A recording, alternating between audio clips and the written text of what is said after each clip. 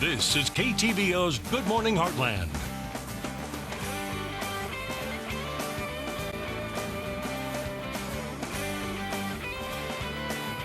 And welcome back. Today may be a big day in the lives of individuals that have been looking forward to the opening of health insurance exchanges. Now we have Jeff Romine here this morning to break it down for us. How are you doing today? I'm good. How are you doing, Alex? I'm doing great. So I can understand for a lot of viewers, this might be not only an important day for them, but also a very confusing day for them as well. So can you kind of maybe explain to our viewers what the whole healthcare exchange is? Yes, but first off, just let me say this, that the government is not in the healthcare business. Okay.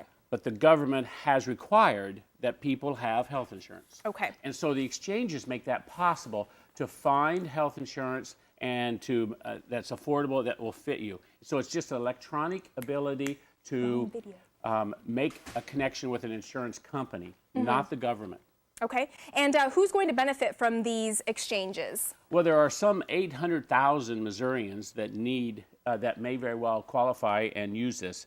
And it's not going to be, it's not everyone. Individuals who do not have insurance or who buy it on their own should be looking at these exchanges.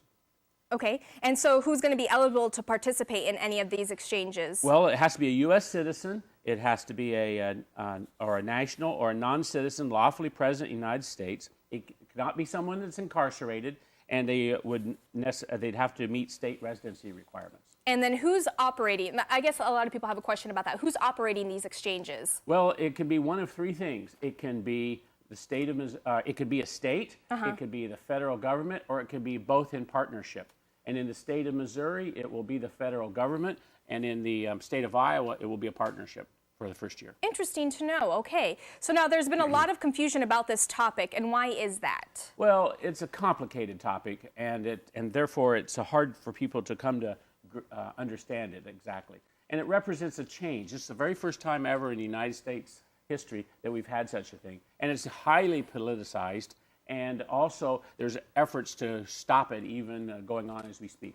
Okay, now let's go ahead and talk about how I know a lot of people will be turning to the web today to access this, and how are some other ways that they can access the exchanges? Well, first off, you'd want to go to healthcare.gov, and I will tell you, I'd wait a day or two, because I went this morning and it didn't work.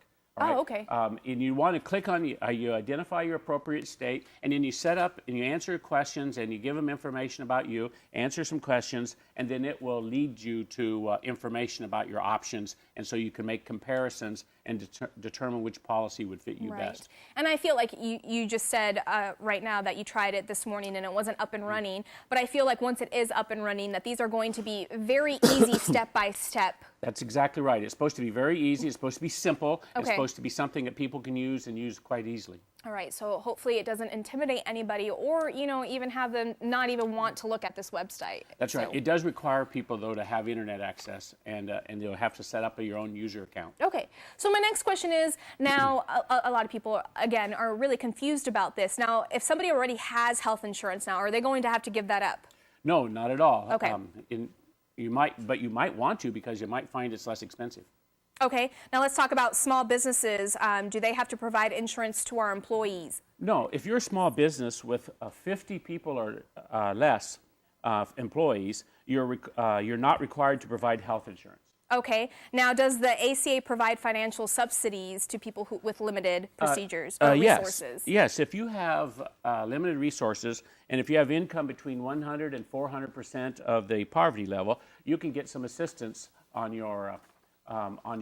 paying your health insurance. So we have an example here, because I know when people think, okay, income under 400% of poverty level, what does that mean? Well, it's different based upon how many members are in your family, and also the most recent information, I think, is 2011, so it'll probably be But for the example that we use here is family of 4 with income under $90,000. And they would get some assistance on their health insurance costs. Okay. Now, what's this income less than 250%? Well, then there's more. As you have less income, there are more there's more help kicks in, and so you get some help with your deductibles and your co-payments. Right. Okay. So now, are individuals going to have to pay taxes on their health? No, not on their health benefits. Okay. No, there's no provision for that. Now let's talk about, is the ACA going to promote life decisions for seniors? No, not in the current form, and it wasn't. There were some discussions that there should be consultations in earlier forms, but not at all in the current form of the ACA. Okay, and again, a lot of people are worried that, you know, this is going to be government controlled. Are they ever going to take control?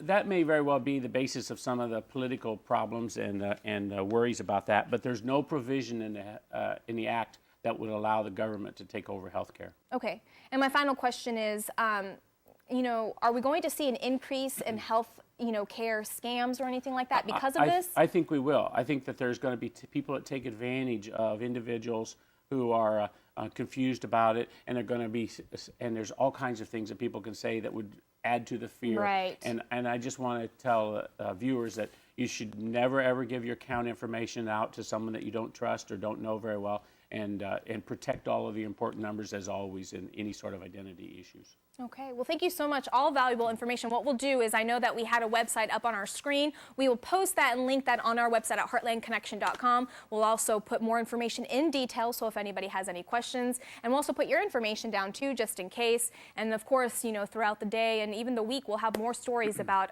all these new changes with the Affordable Care Act. Thank you so much, Jeff, for coming on. I appreciate it. Thank you. And Have we'll a be good right. day. Thank you. We'll be right back.